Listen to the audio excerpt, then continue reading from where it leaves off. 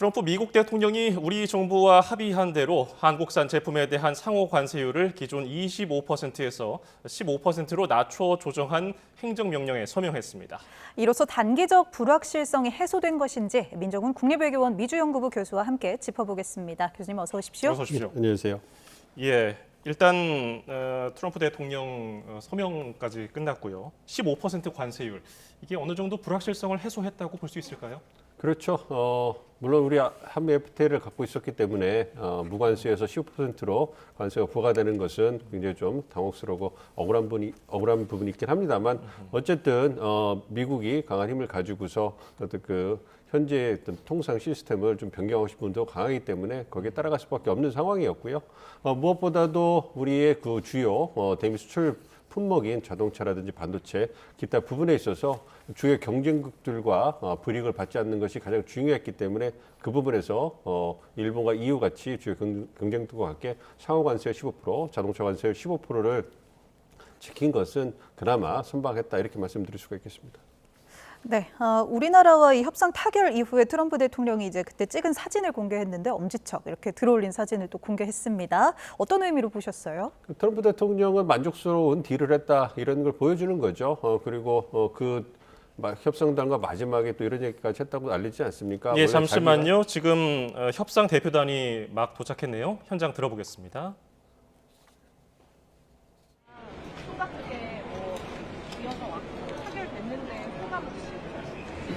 예, 이번에 한미 관세 협상과 관련해서는 최근 지난 일주일간이 소위 사실은 전쟁과 같은 그런 협상 과정이었습니다.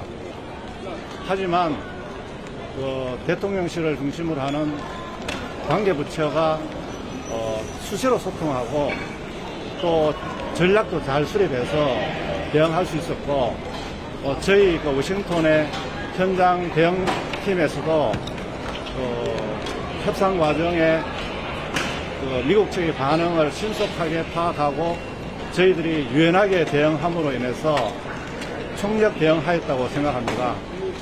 특별히 국내에서 우리 국민들께서 성원해 주시고 기도해 주셔가지고 이번에 타결이 된 몇 개 나라 중에서 우리의 그 협상 결과는 그들 나라에 비해서는 좋은 결과가 있었다고 저는 판단하고 있고요. 이제 앞으로가 문제인데 지금 사람들이 얘기하지 않습니까? 악마는 디테일에 있다고.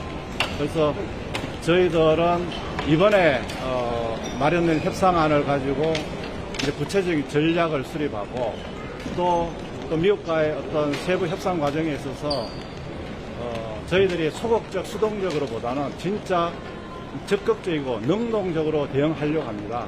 몇 가지를 말씀드리면은 이번에 3,500억 불 중에서 1,500억 불은 조선업 분야에 저희들 전략적으로 미국과 투자를 하도록 되어 있는데 그 부분에 대해서는 국내에서 당장 어떻게 전략적으로 접근할 것인지 챙기도록 하겠습니다. 그리고 두 번째 2,000억 불에 대해서는 그 투자 분야가 안보 전략 분야입니다. 쉽게 말씀드리면은 반도체라든지 그리고 배터리라든지 에너지라든지 바이오, 의약품 이런 부분입니다. 이런 부분에 있어서는 한국이 경쟁력을 가진 분야입니다. 그래서 대상 분야별로 저희들이 어떻게 미국하고 전략적으로 얼라이언스를 할 수 있을까 또 세부 계획을 수립할 겁니다. 그리고 세 번째 또 말씀드리고 싶은 것은 이번에 한국이 미국과 얼라이언스를 할 분야에 있어서는 저희들이 미국과 잘 하면은 저는 오히려 아까 제가 긍정적으로 적극적으로 말씀드렸는데 이건 한국의 산업을 글로벌 1등으로도 올릴 수 있다는 그런 생각이 듭니다. 그래서 왜 그러냐 하면은 미국은 소프트웨어라든지 AI라든지 이런 분야가 뛰어나지 않습니까? 그리고 이런 분야의 기술력도 대단합니다. 한국은 제조 능력이 뛰어납니다. 그래서 AI 제조 또는 디지털 제조 혁신 등을 통한다면은 한국이 미국과 손을 잡은 게 오히려 이거는 굉장히 한국의 국군 융성이 가능하다. 저는 이렇게 보여지고요. 또 두 번째는 미국 쪽에서 베센터 재무장관이 분기별로 무슨 점검을 한다고 하는데 저는 오히려 이게 한국엔 좋다. 왜? 이게 싱글 윈도우다. 한국이 미국에 투자를 하는 과정에서 보면은 그 공장을 설립한다든지 또 물류를 한다든지 규제가 되게 많습니다. 법령도 정비해 줘야 되는데 한국에 투자를 하기 위해서는 이 자기들 점검단이 오히려 규제를 완화해 주고 또 필요한 조치를 취해 줄 수 있는 그 통로가 되기 때문에 잘 활용한다면은 그냥 개별적으로 투자하기보다는 오히려 좋지 않느냐 이런 생각을 가지고 있고요. 그래서 저희들이 세부적인 계획을 잘 세워서 협력을 한다 그러면 적극적 능동적인 전략을 수립한다면은 미국에서는 미국에 좋으려고 미국 경제를 위해서 투자를 하라고 하지만은 오히려 한국 경제에도 미국과의 전략적인 얼라이언스를 통해서 한국 경제가 다시 세계 1등으로 갈 수 있는 좋은 찬스다. 그래서 누군가는 얘기를 합니다. 악마는 디테일이 있지만 그렇지만 저는 천사도 디테일에 있다. 이런 생각을 가지고 한미 양국 간의 상호 윈윈할 수 있는 상호 회의적인 그런 경제 동맹으로까지 될 수 있도록 최선을 다하겠다는 말씀을 드리겠습니다. 네, 감사합니다. 러트닉 상무장관 얘기로는 수익의 90%를 미국이 보유한다고 했는데 그럼 우리나라로 돈을 가져오지 못하는 상황에서 수익을 혹시 어떻게 낸다는 것인지? 그건 산업장관이 좀 말씀드립니다. 산업부 장관입니다. 그 수익 구조 관련해서는 아직 구체적으로 산업부 장관입니다. 수익 구조 관련해서는 아직 좀 더 논의가 더 필요한 상황이고요. 그런 부분은 저희가 9대1이 어떤 의미를 가진지는 저희 현재는 저희들이 이해하기는 미국에서 재투자하는 개념을 저희는 이해를 하고 있는데 그 분야는 좀 더 구체적으로 펀드를 운영하는 과정에서 구체화시키려고 생각하고 있습니다. 그다음에 어제 레빗이 쌀 시장 개방하는 걸로 브리핑을 진행했었는데 우리 정부랑 이게 입장이 다른 건지 아니면 현장에서 뭐 쌀 시장 관련해서 어떤 이슈가 좀 오갔는지 설명을 드릴까요? 쌀과 관련해서는 전혀 논의되지 않았고요. 추가적인 개방에 대해서는 미국에서 발표한 사항에 대해서는 어떤 의미인지 제가 확인을 해봐야 되겠지만은 추가적인 개방에 대해서는 논의한 사실이 없다는 말씀을 드리겠습니다. 산업부 장관님께 좀 더 여쭤볼게요. 말씀 좀 크게 부탁드립니다. 네. 조선협력 마스카 프로젝트 구체적 내용이 좀 어떻게 되는지 트럼프 대통령은 투자를 빠르게 해달라고 한 상황인데 뭐라도 좀 나온 일정이 있는지 말씀을 좀 부탁드립니다. 지금 저희들의 제시한 아이디어는 일단 미국의 현지 조선소에 대한 투자 그리고 우리 현지 있는 노동 인력에 대한 교육 양성 그리고 현지 조선 생태계에 대한 구성 이런 부분들이 종합적으로 들어가 있습니다. 트럼프 대통령께서 말씀하셨던 내용은 미국의 조선 산업이 굉장히 지금 낙후되어 있다. 그래서 한국하고 빨리 마스가 프로젝트를 시행할 수 있었으면 좋겠다는 그런 바람이 있었습니다. 그래서 저희들 조금 전에 부총리께서도 말씀하셨다시피 그런 부분에 대해서는 속도감 있게 진행하려고 생각하고 있습니다. 네. 철강 관세율이 50%가 유지되고 자동차도 사실상 2.5%포인트 손해보게 되는데 그 관련해 지원책이 있어야 될 것 같거든요. 대략 어떤 방식으로 나오게 될지 말씀해주세요. 이번 관세 협상은 좋은 것을 결과가 좋다는 그런 의미보다는 저희는 최악의 상황을 막았다. 만약에 이번 협상이 타결이 안 됐으면은 가져올 어떤 후폭풍을 생각을 하면은 그걸 막았다. 그리고 또 하나는 우리 기업들이 지금 부닥치고 있는 불확실성을 막았다는 데 큰 의미가 있다고 생각을 하고요. 자동차 관세 12.5%는 저희가 마지막까지 노력은 했습니다만은 미국 측이 15%가 글로벌 전체적으로 일종의 마지노선처럼 생각을 하고 있습니다. 그래서 그렇게 하지는 못했던 부분은 마지막까지 아쉽게 생각을 하고요. 다만 저희들이 그 부분에 대해서 2.5%에 대해서는 우리 기업들 그리고 협력 기업들의 원가 절감이라든지 경쟁력 향상이라든지 그런 부분들을 지속적으로 제고를 해서 우리 기업들이 2.5%의 격차를 극복하고 미국에서 충분히 경쟁할 수 있도록 저희들이 지원을 계속할 계획입니다. 산업장관님도 고생 많이 하셨는데 소회 예, 우리 협상 대표단이 인천공항에 도착해서 기자들 앞에서 몇 가지 관련 발언을 했는데요. 일단 구윤철 부총리는 일주일간 전쟁과 같은 협상 과정이었다면서 우리의 협상 결과가 몇 개의 나라에 비해서 좋은 결과를 얻었다고 했고요. 협상안을 토대로 구체적인 전략 수립이 필요하다고 언급했습니다.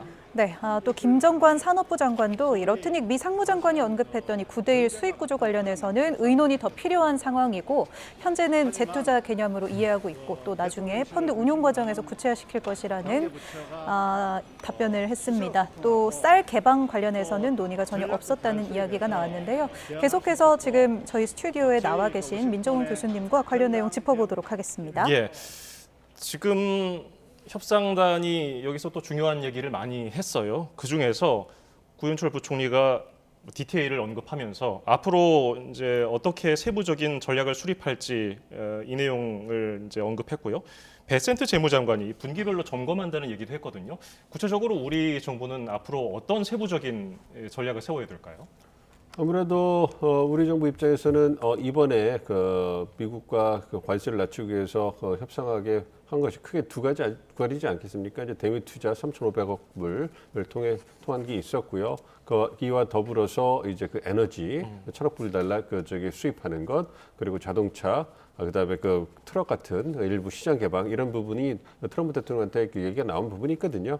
그러니까 그런 부분에서 이제 3,500억 달러의 투자에 대해서 이제 구체적으로 이제 안을 만들어 나가야 되겠죠. 1,500억 달러의 조선 협력 분야에 대해서는 비교적 단일 그 분야에 대해서 투자를 하는 거기 때문에 그 산업부 장관께서 말씀하신 것처럼 조선 생태계를 복원하기 위한 미국 조선 생태계를 복원하기 위한 다양한 분야에 대해서 그 투자가 들어갈 거기 때문에 빠르게 속도감 있게 진행될 거기 때문에 그 부분에 있어서는 한미 간에 큰 이견이 없을 거라고 생각을 합니다. 그렇지만 그 2천억 달러의 전략 분야에서 투자에 있어서는 아직 얼개가 잡히지 않은 상황이거든요. 그렇기 때문에 우리 입장에서는 기재부 장관께서 부총리께서 말씀하신 것처럼 우리의 전력 산업 위주로 해서 우리의 유리한 방향으로 투자를 우선적으로 이끌어가는 그런 게 필요하겠죠. 반도체라든지 배터리, 2차 전지, 그다음에 원전 그런 부분에 있어가지고 우리가 우선적으로 우리 어떤 사업 구조라든지 투자 구조 이런 부분을 고려해서 이제 우리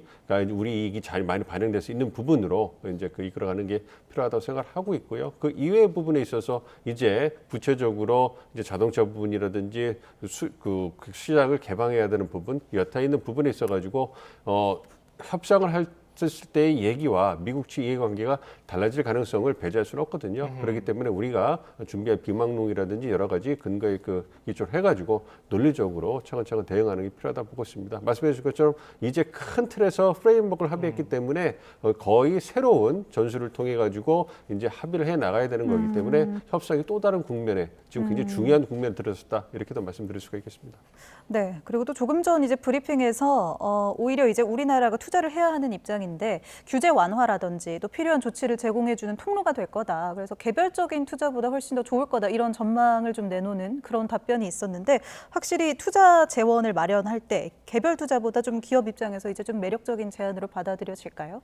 그러니까 일단은 저희가 MOU라고 해가지고요. 이제 투자 양해각서를 맺은 거나 마찬가지거든요. 이제 기업들이 어느 정도 말씀해 주신 것처럼 반도체나 배터리 이약품 원전 분야에 있어가지고 기업들이 향후 어떻게 추가적으로 투자를 할 것인가 이런 부분에 대해서 이제 사업 계획서를 내고 그 부분에 대해서 논의가 될 겁니다.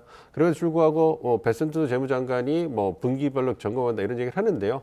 이 부분은 우리가 전략산업 분야고 특히 이제 미국의 원천 기술이나 소프트웨어가 워낙 강하기 때문에 이 부분에 있어서 우리가 적극적으로 긍정적으로 이제 이 부분에 있어서 미국과 협력을 한다면 우리에게는 미래 먹거리 산업에서 어떤 주요한 위치를 전점할 수 있는 굉장히 중요한 그런 기회가 될 수 있습니다. 왜냐하면 대부분의 전략 산업이 있어가지고 우리가 가지고 있는 순위라는 게 1등, 2등이 아니라 거의 4, 5등 이 정도가 되거든요. 그렇기 때문에 과거에는 우리가 하려고 해도 이 기회가 미국 1, 2, 3등 안에 우선적으로 주어졌기 때문에 사실상의 미국과 양자 협력하는 게 쉽지 않은 그런 부분도 있었거든요. 그런 부분을 강조한다고 생각을 하고 있기 때문에 그러한 부분에서 우리 한국수출입공사라든지 무역보험공사에서 큰 틀에서 대출 보증을 해줌을 해가지고 기업들이 그러한 부분에서 투자 여력을 확보를 한다면 그 부분이 이제 그 미국 시장을 공략하고 미국과 협력을 통해 가지고 미래 먹거리 산업을 갖다가 우리가 보다 더 점유율을 높일 수 있는 기회가 될 것이다 이렇게 보고 있습니다. 예. 네.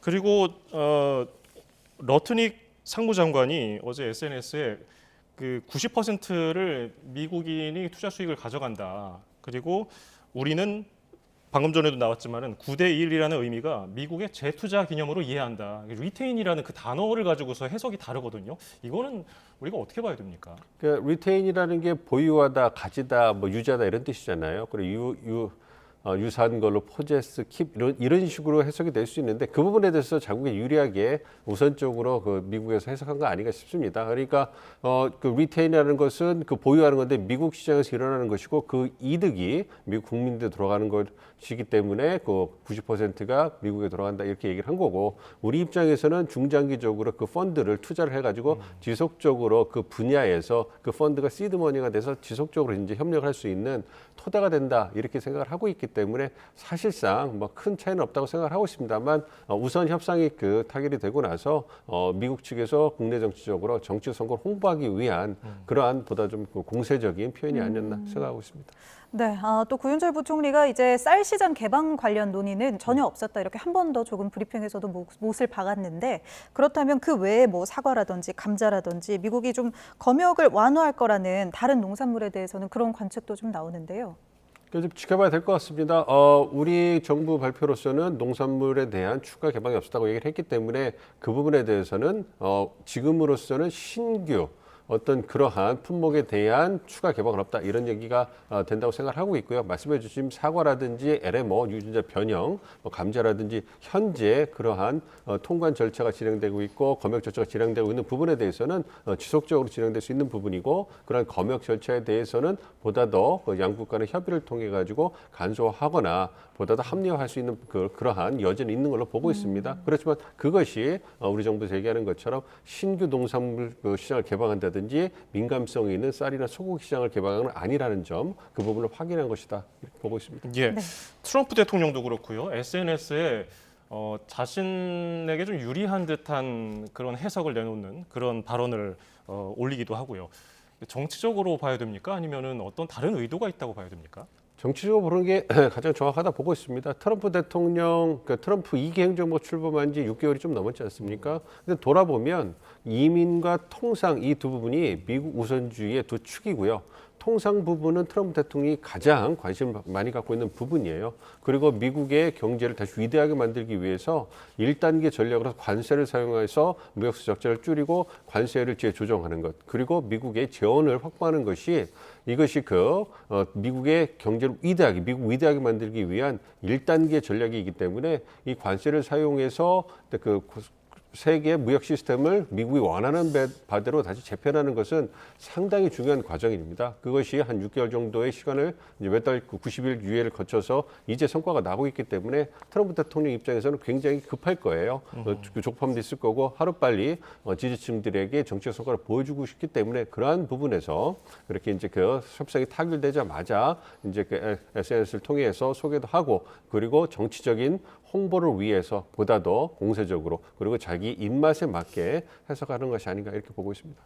네, 15%의 관세 타결 이끌어낸 우리 협상단의 전략은 어땠는지 좀 다시 살펴보죠. 조금 전 브리핑에서도 일주일간 전쟁과 같은 협상 과정이었다고 했는데 지난달 25일에는 이제 일방적 취소 통보를 받기도 했었잖아요. 이때까지만 해도 이제 일방적인 이 취소 통보. 지금 와서 보면 미국에 좀 길들이기 시도가 있었다고 볼 수 있을까요?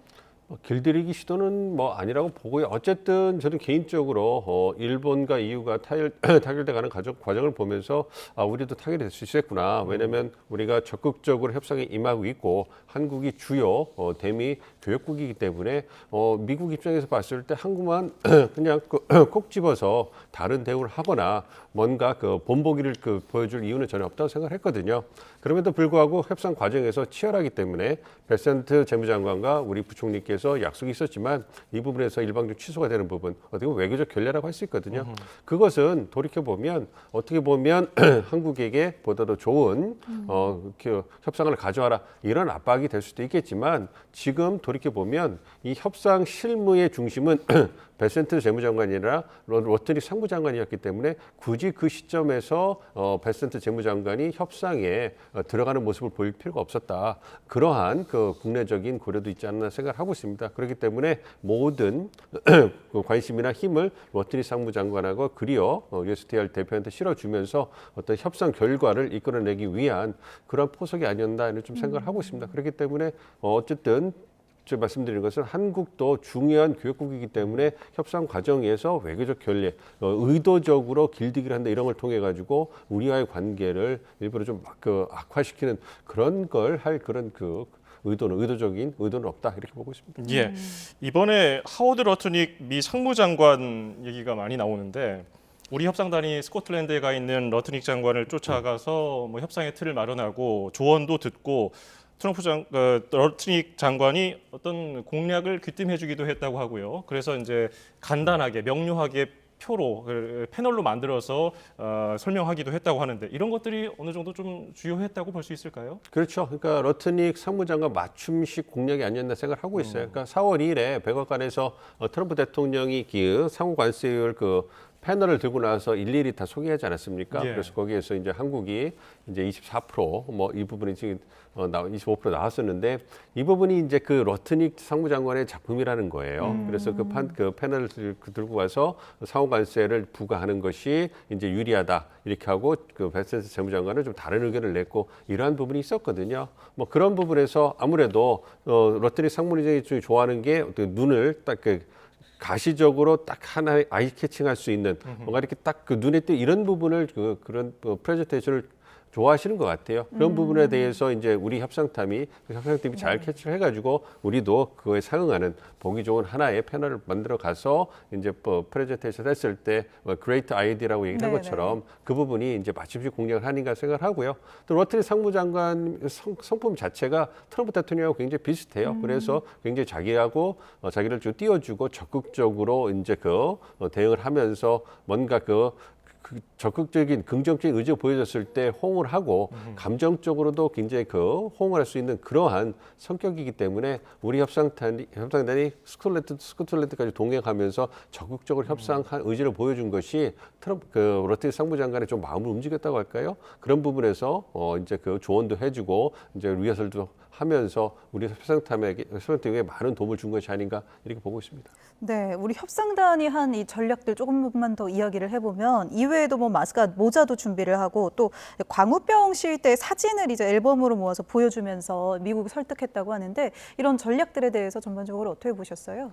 굉장히 좀 인상적이죠. 상당히 많은 준비를 했구나. 고생 참 많이 하셨다 좀 생각을 하고 있습니다. 협상팀이 그만큼 준비가 잘 됐고 협상팀 내부에서도 소통이 잘 됐고 어떤 아이디어를 적극적으로 받아들였다 이렇게 생각을 하죠. 그러니까 보도에 나온 걸 보면 저 사진을 모은 협상팀 일원이 뭐 1년도 안 된 수습 사무관이라고 얘기를 하잖아요. 그래서 이제 인터넷을 다 뒤져가지고 저렇게 2008년 광우병 시위 때 100만 명 이상이 모여가 시위하는 모습을 이제 모아가지고 그 부분을 갖다 미국 팀에 호소한 거 아니겠습니까? 이 소고기 시장의 개방이 갖고 오는 정치적 역풍이 저렇게 클 수 있으니 그리고 소고기 시장 같은 경우는 거의 개방이 다 돼 있고 그다음에 미국 소고기가 수입육에 있어서는 1등을 차지하는 상황에서 저러한 또 다른 어떤 그런 시위가 벌어진다면 역풍이 벌어질 수 있다라는 부분을 저렇게 가시적으로 보여주면서 어떤 어필한 부분이 굉장히 미국 측에는 설득력있게 받아졌기 때문에 이러한 요번에 가시적인 효과에 있어가지고는 우리 협상팀이 어떤 효과적인 전략을 쓴 것이 아닌가 생각하고 있습니다. 예, 마스크와 모자는 뭐 준비를 안 한 것으로도 알려져 있고요. 자, 그리고 오늘 베센트 미 재무장관이 미 언론과 인터뷰를 했잖아요. 거기에서 나온 얘기가 한국이 좀 더 양보했다라는 뉘앙스도 있었고요. 또 트럼프 대통령이 한국의 제안을 좀 더 높였다. 일단 먼저 제시한 것보다 좀 높였다고 하던데요. 이런 말들의 의미는 어떻게 봐야 됩니까? 트럼프 대통령이 이제 그 협상 과정에서 이제 가지고 있었던 그 협상의 진행 과정을 잘 보여주는 거죠.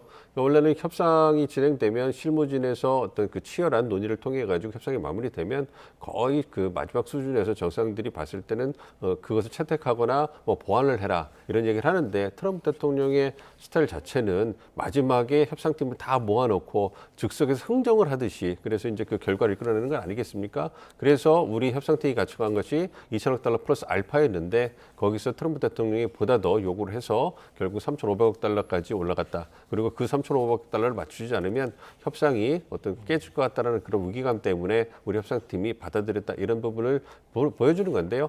베센트 장관의 그러한 그 언급은 트럼프 대통령이 정치력을 발휘해가지고 이 한국과 협상에 있어서도 미국이 보다 유리한 결과를 이끌어냈다 이런 부분을 강조하는 거라고 생각하고 있습니다. 어쨌든 우리 입장에서는 좀 그 당혹스럽고 마음이 좀 안 좋은 부분이 있긴 합니다만 어쨌든 미국보다 힘이 약한 현실을 반영하는 거고요. 그럼에도 불구하고 우리가 가장 중요한 목표였던 다른 주요 경쟁국들에 비해서 불이익을 받지 않도록 하는 부분을 목표를 이루기 위해서 우리가 수용할 수밖에 없었던 그런 현실을 보여주는 것이 아닌가 생각하고 있습니다. 네, 이제 남은 게 한미 정상회담입니다. 오늘 미국 외무장관도 이제 한미 정상회담 일정을 조율 중이라고 했는데 2주 아니다 이렇게 단정이 좀 어렵다는 시각도 있고요. 구체적인 시점 어느 정도가 될 걸로 보세요?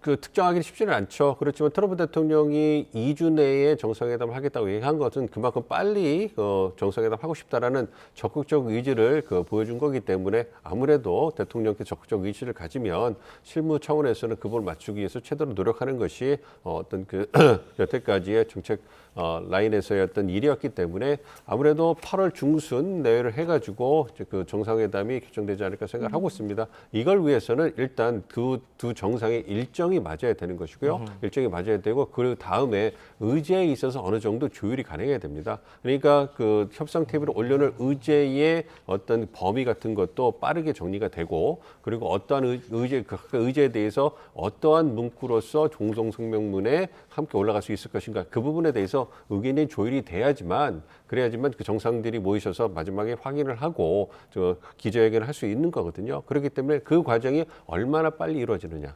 이 부분이 이제 그 정상회담이 얼마나 빨리 이루어지는가 이 부분을 이제 결정할 텐데요. 과거의 어떤 경험을 보면 어떤 한미가 굉장히 우방국의 혈맹이기 때문에 그렇게 의제를 조율하고 근데 그 결과를 도출해내는데 큰 어려움은 없습니다. 가끔 이견이 있긴 하지만 그것은 마지막에 정상들의 협상 테이블에 올려놓고서 결정하셔라 이렇게 올려놓은 네. 그런 부분이 있기 때문에 말씀드린 것처럼 8월 중순 정도가 되면 두 주, 세 주가 되면 어느 정도 그 두 주 사이에서 결정이 되지 않을까 예상을 하고 있습니다. 그 의제 중에 트럼프 대통령이 늘 얘기를 해오던 방위비 분담금이 추가가 될까 어떻게 전망하고 계세요? 가능성은 열어놓고 있는데요. 올라올 가능성을 배제할 수는 없는데 구체적인 안이 나오기는 어려울 거라고 보고 있습니다. 시간도 굉장히 촉박하고요. 그리고 지금까지의 외교안보 분야에서 논의의 주제를 보면 방위비 분담금은 트럼프 대통령께서 개인적으로 말씀하셨긴 했지만 지금까지 일본과의 어떤 정상회담 그리고 나토 정상회의의 어떤 그러한 내용을 보면 방위비 분담금 얘기보다는 GDP 대비 국방비를 증액하는 부분 이 부분이 훨씬 더 많은 주목을 받았고 GDP 대비 국방비 5%, 미국 같은 경우, 일본 같은 경우에는 점진적으로 GDP 대비 국방비 올리겠다 이러한 결과물이 나왔거든요. 그렇기 때문에 그러한 부분에서 한국과의 정상회담에 있어서도 그 부분이 우선순위가 부여되지 않을까 생각을 하고 있고요. 그럼에도 불구하고 이제 방위 분담금에 대해서 트럼프 대통령이 강한 의지를 갖고 있다면 큰 결과물이 나온 것이 아니라 이제 방위 분담금 어떤 재협상에 대해서 양국이 공감대를 형성했다. 앞으로 논의를 할 것이다. 이 정도의 결과물이 나오지 않을까 생각을 하고 있습니다. 어쨌든 간에 이번에 이제 관세 협의가 1단계 끝나면서 숨을 돌렸지만 외교안보 분야에서의 주요 의제가 한미 정상회담에서 포괄적으로 논의가 될 거기 때문에 이제 또 다른 우리에게 중대한 도전이 다가오고 있다. 이렇게도 말씀드릴 수가 있겠습니다. 네, 아직 풀어야 할 방정식이 좀 더 남은 것 같습니다. 지금까지 민정훈 국립외교원 미주연구부 교수와 이야기 나눠봤습니다. 교수님 고맙습니다. 고맙습니다.